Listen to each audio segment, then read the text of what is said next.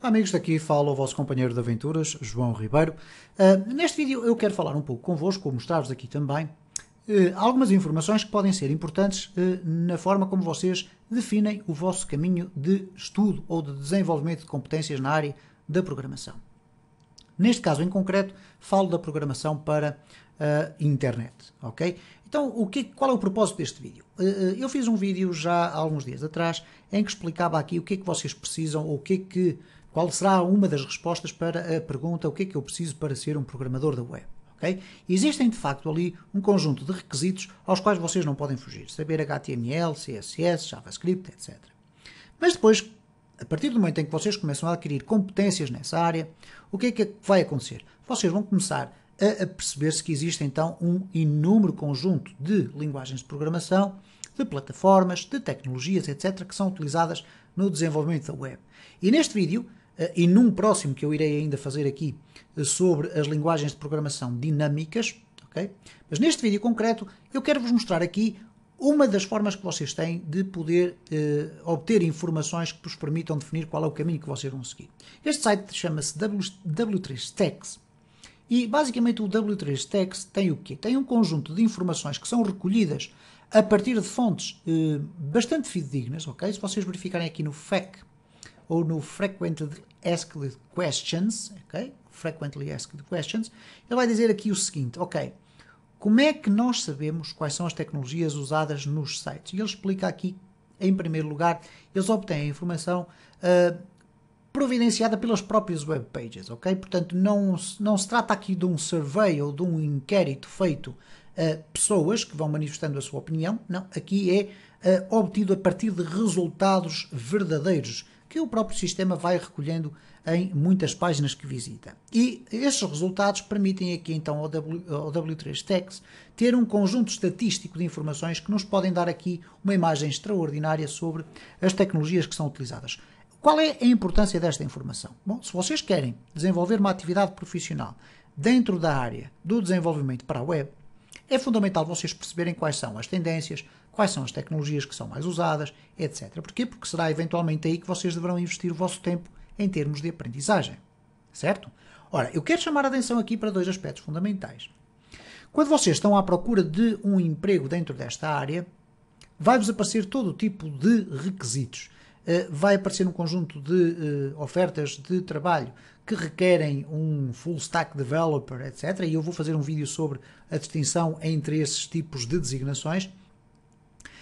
Vai-vos aparecer empresas que querem um programador de Python, outras querem um programador de PHP, mas que esteja à vontade com uma framework, como é o caso do Symfony, etc, etc. Portanto, não há aqui, de facto, um padrão que vocês possam dizer, ok, qualquer programador web tem que saber isto e é suficiente para ter emprego. Não, existem milhentas linguagens de programação, Python, etc, Ruby on Rails, tudo isso.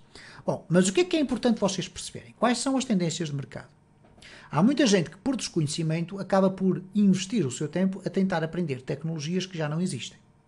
No entanto, ou melhor, que já não são utilizadas. Elas existem, mas não são utilizadas.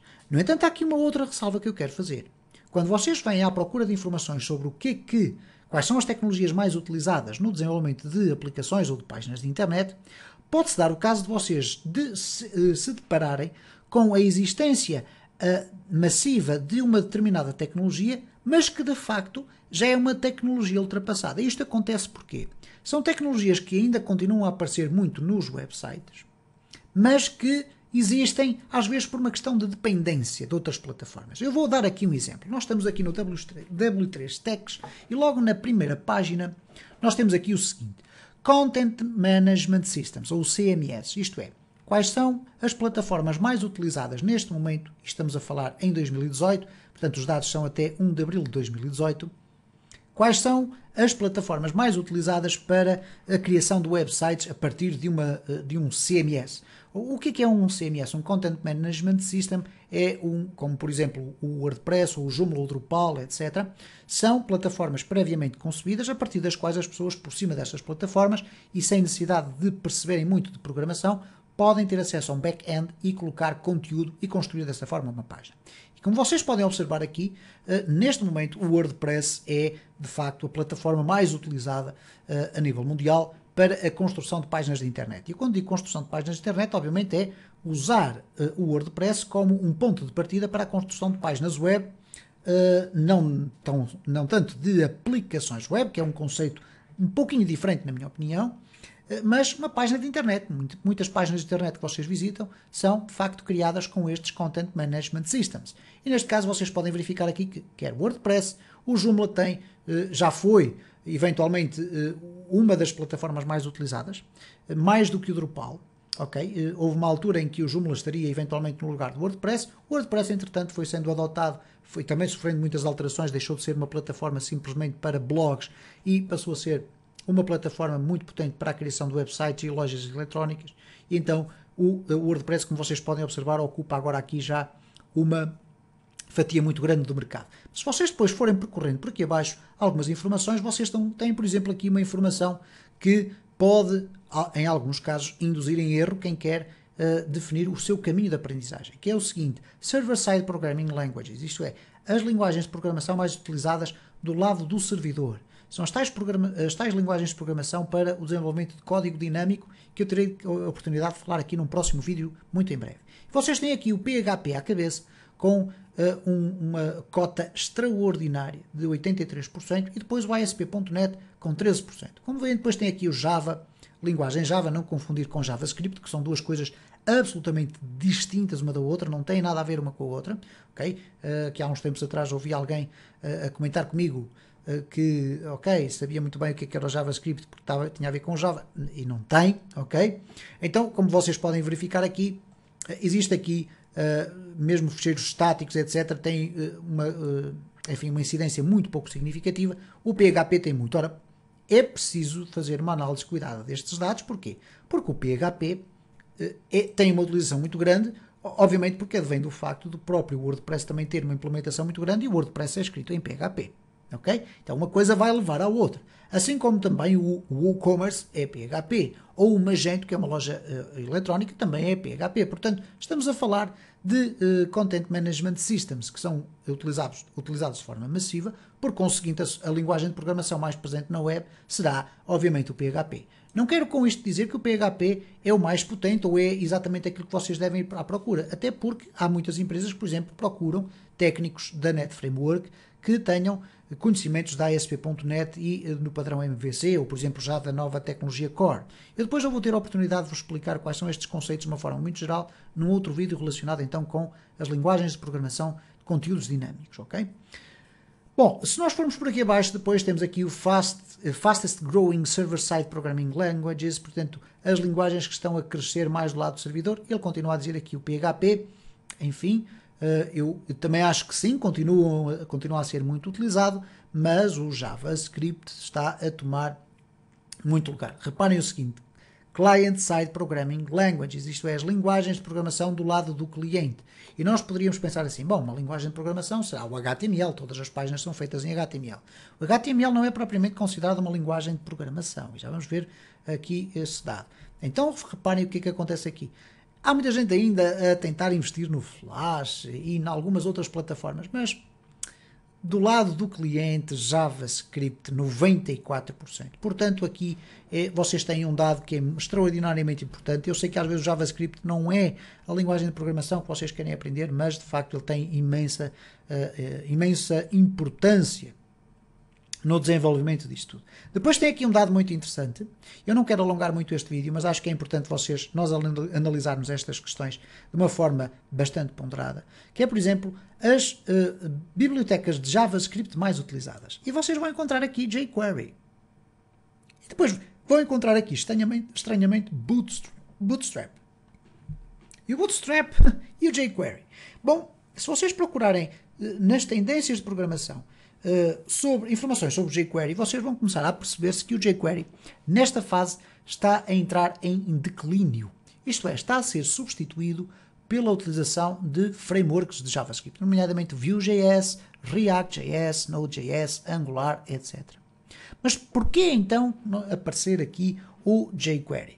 Porque o jQuery continua a ser muito utilizado em muitos websites e principalmente porque muitos plugins de JavaScript, Datatables.net, o eCharts, etc., muitas plataformas criadas em JavaScript ainda continuam a recorrer à utilização de código jQuery.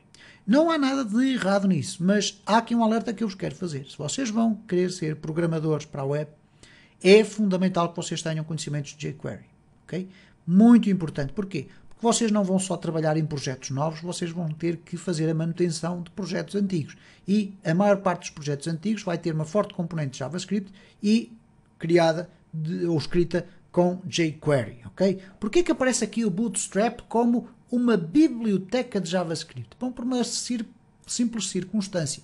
Porque o Bootstrap, sendo uma biblioteca, não podemos considerar uma framework, mas é uma biblioteca de CSS, o que acontece de facto é que ele também tem um conjunto de fecheiros JavaScript associados. E por conseguinte ele aparece aqui desta forma. Okay? Depois tem aqui o Modernizer, o meu Tools, o underscore, não vamos estar aqui a aprofundar muito sobre isso, mas que vocês podem observar aqui, esta informação sobre o jQuery é extraordinariamente importante porque existe muito código de JavaScript que é escrito em jQuery. Okay?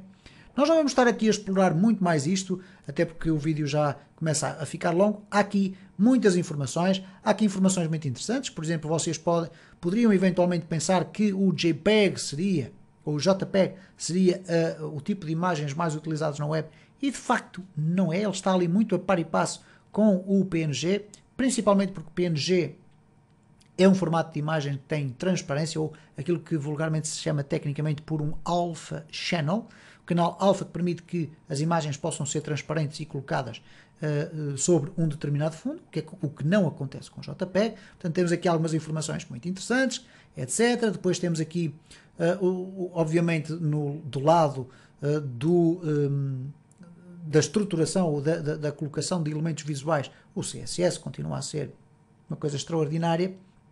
E depois temos aqui muitas informações que vocês têm por aqui abaixo. Eu não vou estar aqui a explorar muito mais sobre os dados que aqui estão. Eles são muito interessantes. Penso que vocês devem perder alguns minutos a olhar aqui para o W3 Text. Se vocês querem informações mais pormenorizadas, vão clicar aqui em Technologies. No Technologies vocês vão ter aqui todas aquelas informações sobre os Content Management Systems, mas com uma apresentação visualmente mais apelativa. Vão inclusive poder clicar aqui sobre o WordPress e ter então informações muito mais específicas sobre cada uma das versões, etc. Mas eu penso que o fundamental deste vídeo seria então alertar-vos para esta necessidade que nós temos sistematicamente de ir à procura de informações estatísticas sobre as tendências para podermos perceber e definir melhor o nosso caminho em termos de aprendizagem.